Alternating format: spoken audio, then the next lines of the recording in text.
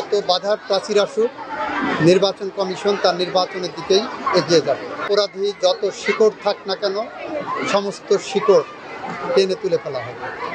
দু একটা বিচ্ছিন্ন ঘটনায় বলা যাবে না যে নিশ্চিত তারা পারছে না।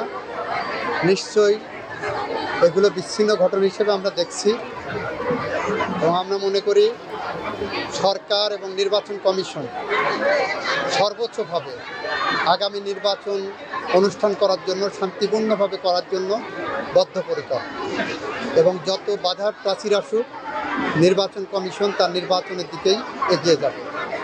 এবং হাদির উপরে যে আক্রমণ ঘটেছে, যে বা যারাই ঘটাক, আইন তার নিজস্ব গতিতে চলবে। অপরাধী যত শিকড় থাক না কেন, সমস্ত শিকড় টেনে তুলে ফেলা হবে। Next level, well done, side by side, free.